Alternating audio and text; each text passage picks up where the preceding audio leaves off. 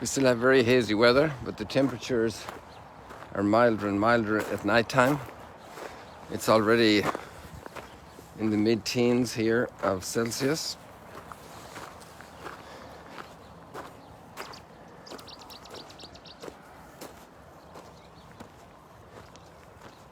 Which is almost, I suppose, almost mid-50s.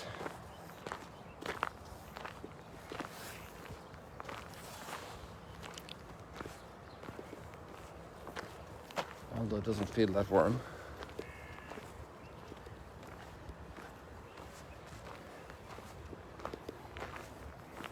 And then it's going to get up to the mid-30s today, I think 34, that's the prediction.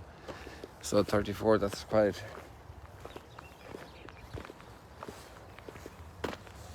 that's in the mid to high 70s in Fahrenheit.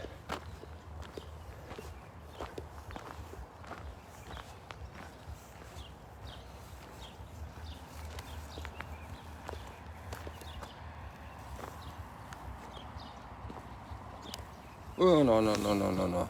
I have it fully charged. I wonder why that happened. Now I found a new way to rotate back the phone. Instead of waiting to do with the switches, I can do it with my hand and it sticks.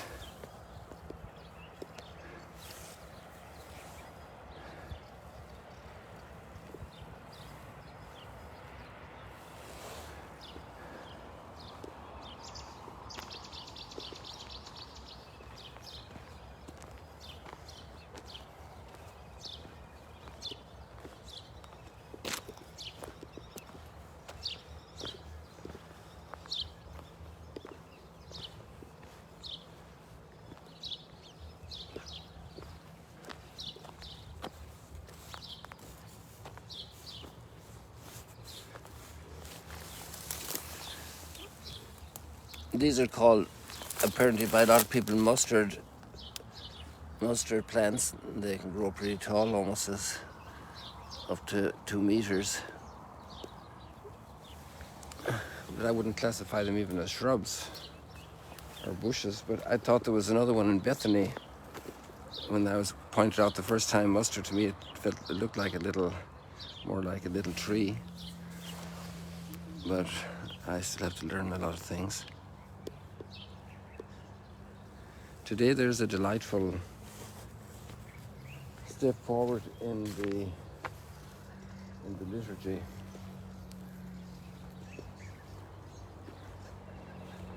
In the readings. It's amazing.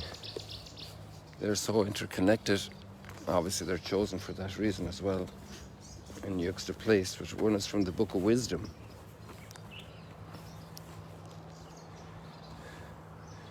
And I don't think it's for nothing that John's Gospel starts with "the Word was made flesh."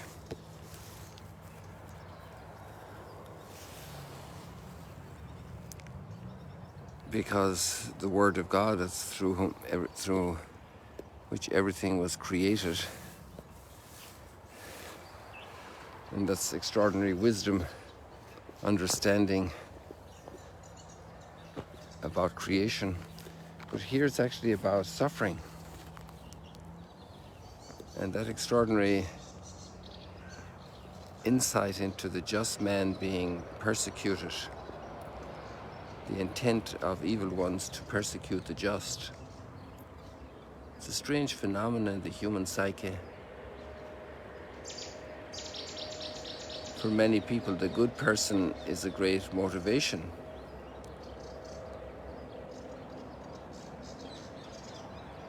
It's a great blessing, a great encouragement. But for other people, maybe there's envy involved.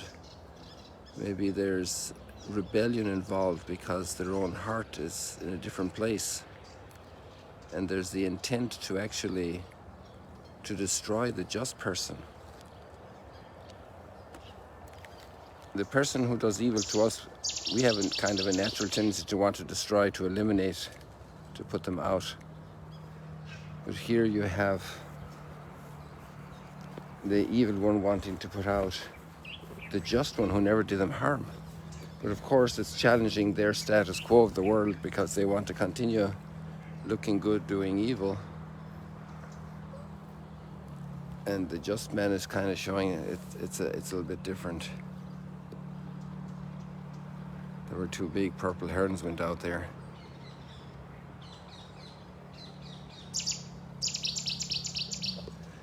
You get those clear bird calls right now. The birds are alive here among the trees.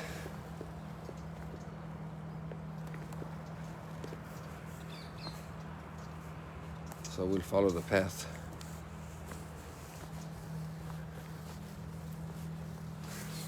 Across the Mississippi or the Nile.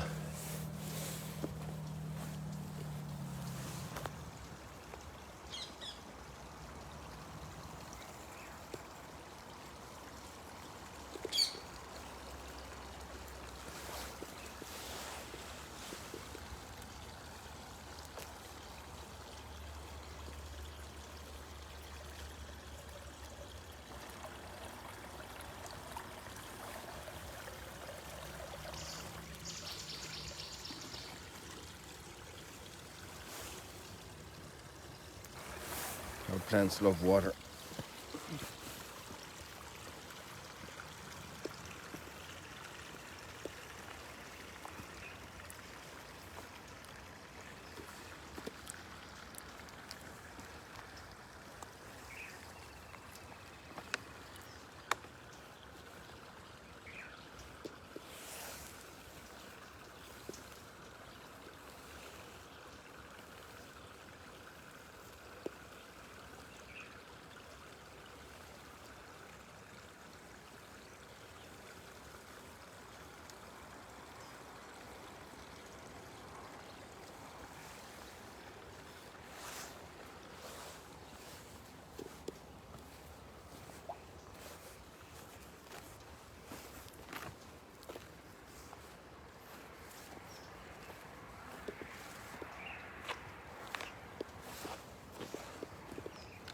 Sometimes there's anger at the just person.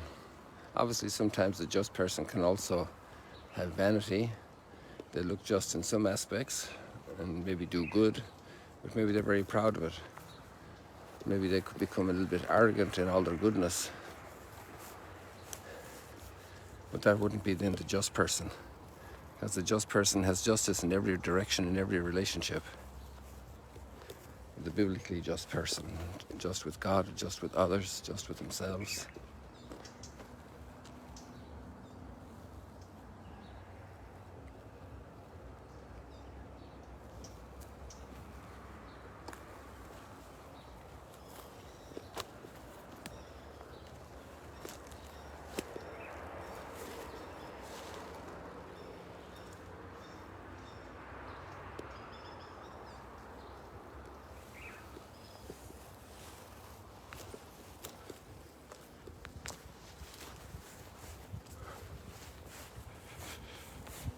But the attitude then about the trust that's growing in this reflection and meditation in the Book of Wisdom.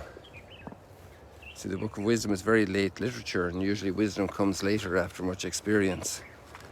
So now you have centuries of experience of God's people through many different ways and learning to have confidence in the Lord.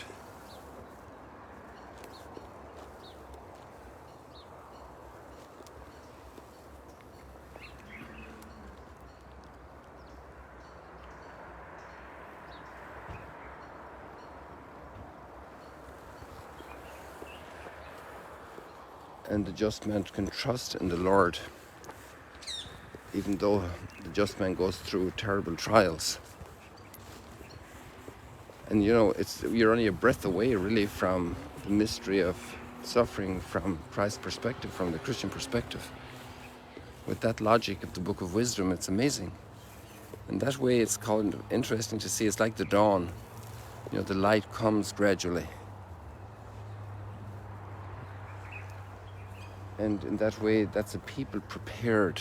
You know, you wonder how God prepared a people for the full revelation of His mystery. preparing them step by step. In a way, that happens to us in life, doesn't it? We get so many incentives, so many encouragements, so many insights from other people, from reading, from our own life experience. And then we start learning how to evaluate things properly and how to put our hope in the right places, what to count on, learn prudence, to grow in all the virtues. And really what's needed is that the person himself is transformed. Because when the person is transformed, then the understanding is also transformed, but the life is transformed, the lifestyle. Because a lifestyle that's very unbalanced or unjust makes it very difficult for the mind to understand and follow what is right. And here we have an amazing thing when we see how God's plan is leading us to the ability of the just man in the Book of Wisdom to have that maturity to be able to endure hard times, evil times, without becoming angry, without becoming aggressive and violent, and without doing harm to others because of it.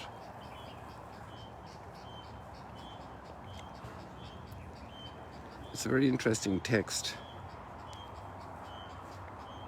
I encourage you to look at it. And so the evil one is reflecting, let us put the just man to the test.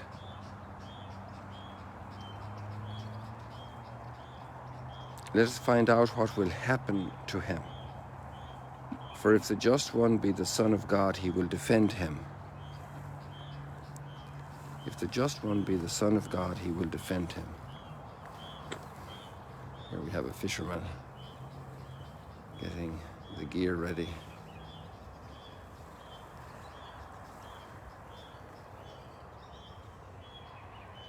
I wonder if we'll get to see a fish come this morning. There's another fellow yesterday evening, and I think he caught about 7 Peter's fish, which wasn't considered great, so I guess the expectation was higher.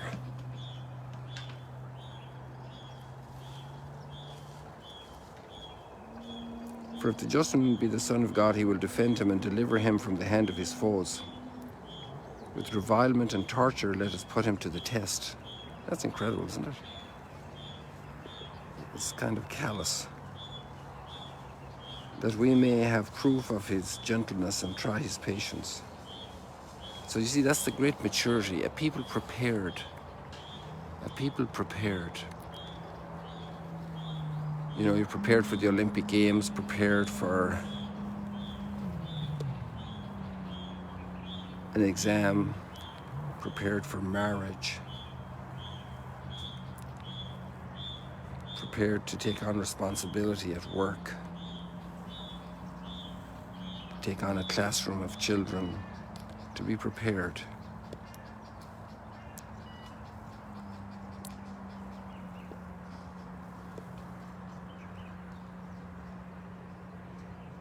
It's good that man is not alone. And so there's a helper.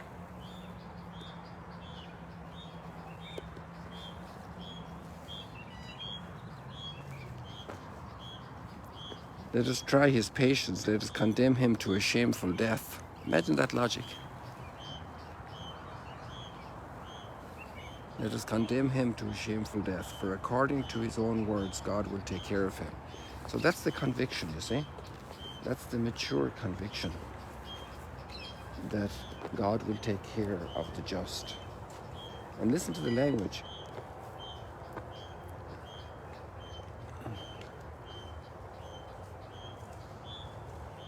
These were their thoughts, but they erred, for their wickedness blinded them, and they knew not the hidden counsels of God.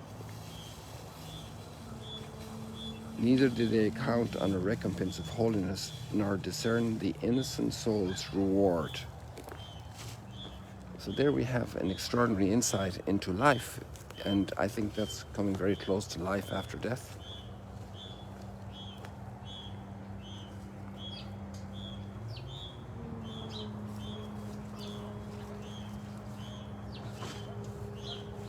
the just man in an earlier part of the same text, he calls the blessed the destiny of the just. So that's really the resurrection of the dead. So the wisdom literature is also the time of the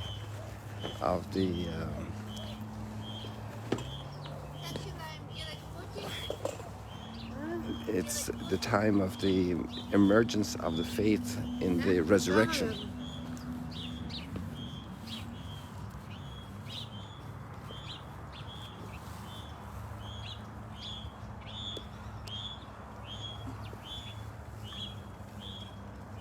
High-tech fishing there.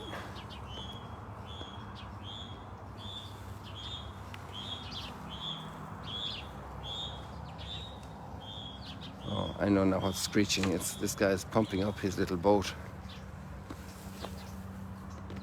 It's Friday, so that's like psychology of Saturday in the Western world. That's tomorrow's Shabbat. So people are out enjoying themselves. Somebody else has a rack here ready to put up 3 more lines. Must be the standard. I guess if you have a lot of fishing coming at you, 3 are enough to handle.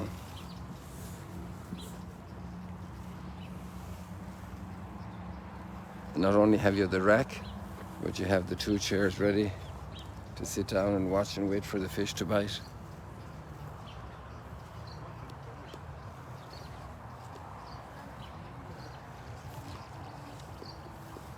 I find this text fascinating. And then we have the Psalm 34, so it's in the exact same, I think that's the one also where it says, taste and see that the Lord is good, but here it's the Lord is close to the brokenhearted. That line is so powerful. The Lord is close to the brokenhearted.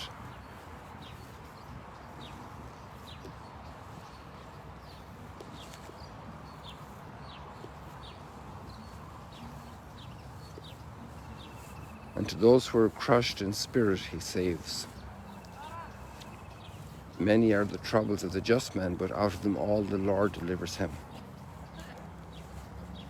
He watches over all his bones, and not one of them shall be broken. The Lord redeems the lives of his servant. No one incurs guilt who takes refuge in him. Very, very strong lines. When the just cry out, the Lord hears them. And there, even that prayer can also be tested in God's providence. So many people crying out right now for peace, for an end to violence and conflict.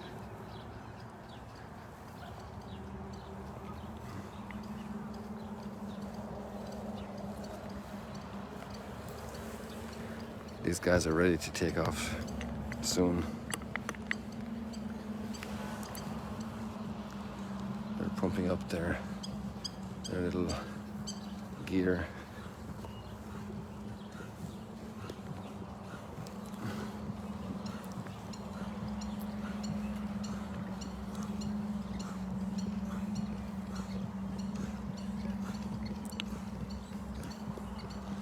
Before we used to pump the bicycles with the hand pump.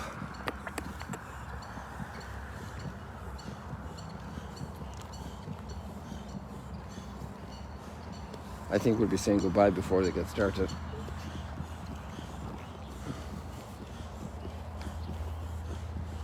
And then we jump forward in the gospel to Jesus and his situation, and he's under tremendous pressure. And he knows there's a violent plan for him. And he's avoiding that conflict because his hour has not yet come. What awesome wisdom to know that we have an hour. A time. There's a time for everything.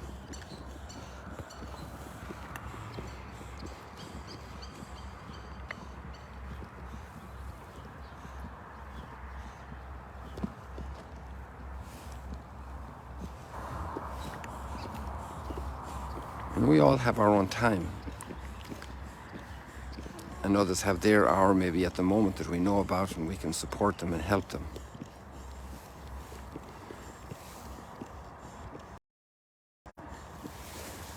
Good morning, people. I think we'll leave it like that for today. Thank you for joining.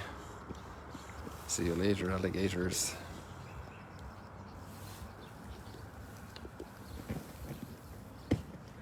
God bless you all.